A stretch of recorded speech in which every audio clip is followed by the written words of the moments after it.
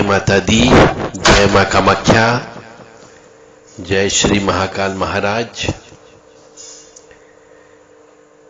कुंजिका स्त्रोत किलित है या नहीं है? कुंजिका स्त्रोत के बारे में बहुत ज्यादा शंका भी है, कुशंका भी है। कुछ लोग प्रश्नवाचक चिन्ह भी लगाते हैं कि क्या कुंजिका स्त्रोत से मारण, मोहन, उच्चाटन, वशीकरण इत्यादि षटकर्म होते हैं क्या? जब मनुष्य कोई भी काम करता है, उसके पहले यदि उसके मन में शंका उत्पन्न हो जाए तो फिर मान के चलो वो काम सफल नहीं होगा। जैसे एक पेशेंट है, यदि वो डॉक्टर के पास जा रहा तो इसके मन में ये आएगा कि डॉक्टर मेरे को ठीक कर पाएगा या नहीं कर पाएगा, और वो डॉक्टर के पास पहुंच जाता है क्योंकि एक ही डॉक्टर है। तो वो व्यक्ति ठीक नहीं हो सकता क्योंकि उसके मन में तो हमेशा उस डॉक्टर के प्रति विश्वास नहीं है। और जब डॉक्टर के प्रति उस पेशेंट का विश्वास नहीं है तो पेशेंट कैसे ठीक हो सकता है? क्योंकि उसकी विल पावर नहीं बढ़ेगी, और जब तक इच्छा शक्ति नहीं बढ़ेगी वो बीमार व्यक्ति ठीक कैसे हो सकता है? डॉक्टर अपना इलाज अपने तरीके से, अपने ज्ञान के अनुसार, अपने अनुभव के अनुसार करता है। इसी प्रकार से यदि कोई व्यक्ति किसी तांत्रिक के पास जाता है ठीक कराने के लिए कि भैया मेरी खिलाई पिलाई निकाल दो, या मेरे ऊपर ऊपरी बाधा है उसे निकाल दो, परंतु उसको ये शंका है कि क्या ये व्यक्ति मेरे को ठीक कर पाएगा या नहीं कर पाएगा, तो फिर मान करके चलो वो व्यक्ति ठीक नहीं हो सकता। क्योंकि सर्वप्रथम पूजा पाठ के मामले में, तंत्र मंत्र काला जादू के मामले में आपको समर्पण भाव रखना होगा। समर्पण भाव का मतलब होगा पूर्ण रूप से त्याग। आपको उस मनुष्य के ऊपर विश्वास करना होगा। यदि आप विश्वास नहीं करते हैं तो फिर आप ठीक भी नहीं हो सकते हो, क्योंकि यह भी आपकी इच्छा शक्ति पर निर्भर करता है। यदि इच्छा शक्ति, आपकी विल पावर बहुत स्ट्रांग है तो आपके ऊपर नकारात्मक ऊर्जा का प्रभाव नहीं होगा, और यदि हो गया है तो वो जल्दी से समाप्त हो जाएगा।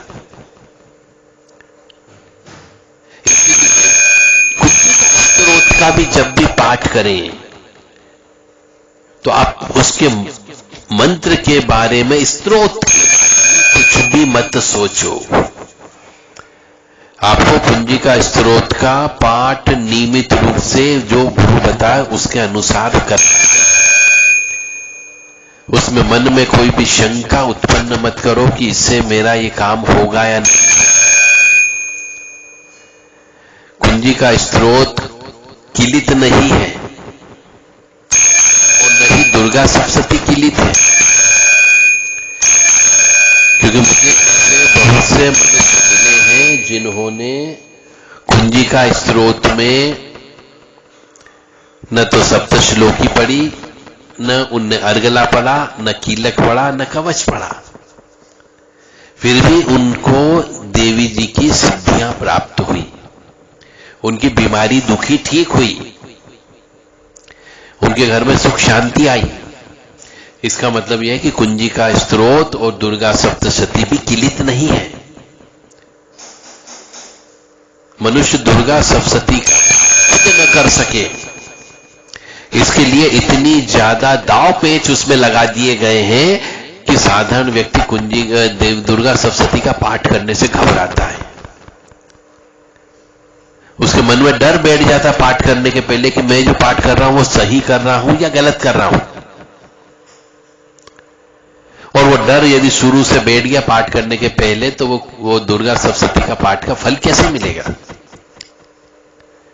ऐसे कुंजिका स्त्रोत के बारे में बहुत से भ्रम फैला दिए हैं कि कुंजिका स्त्रोत के पाठ करने से हमें फायदा होगा या नहीं होगा, कितना पाठ करें तो फायदा होगा, किस समय करें तो फायदा होगा, क्या यह किलित तो नहीं किया गया है। जब मन में अगर ऐसी शंका और कुशंका उत्पन्न हो जाए तो फिर आप लाखों करोड़ों जप कर लो, कुछ भी नहीं होने वाला है। क्योंकि जब तक कि आपका आत्मविश्वास नहीं होगा, ईश्वर के प्रति समर्पण की भावना नहीं होगी, आपका कुछ भी ठीक नहीं हो सकता, किसी भी पाठ से, किसी भी जप से।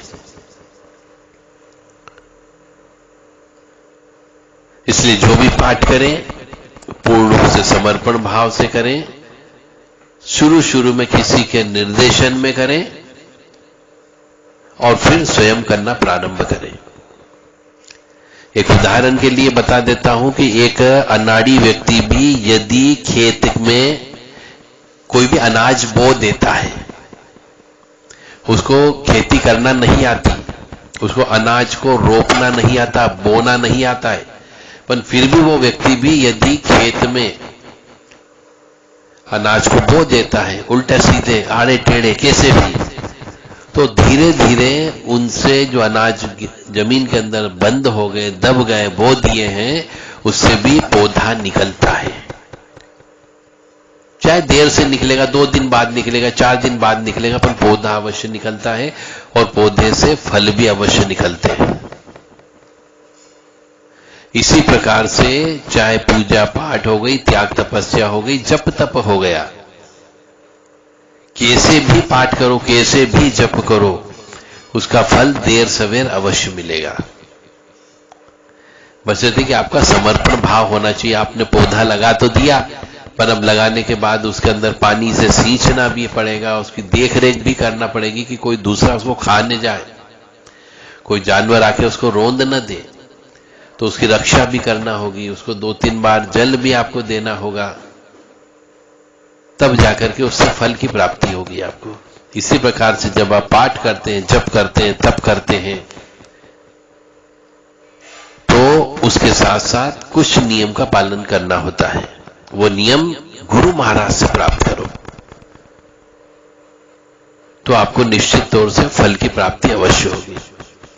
ऐसे कुंजी का स्रोत किलित नहीं है और मेरे मतानुसार दुर्गा सप्तशती भी किलित नहीं है, सिर्फ पाठ भर आपको करना है। तो मन से, दिल दिमाग से शंका निकाल दो, क्योंकि कुछ ऐसे तत्व उत्पन्न हो गए थे बीच में जिनने ये किताबें लिख दी, छाप दी कि ये ब्राह्मणों के मुख से ही सुनी जाए, ब्राह्मणों के द्वारा ही हवन किया जाए। ऐसा भी नहीं है।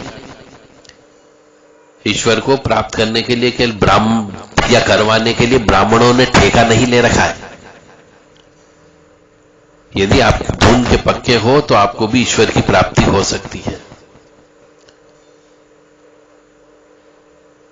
मरा मरा मरा मरा बोलने के बाद भी भगवान तक जो अर्थ पहुंचा वो राम राम ही पहुंचा है, और राम की प्राप्ति हो गई थी उनको।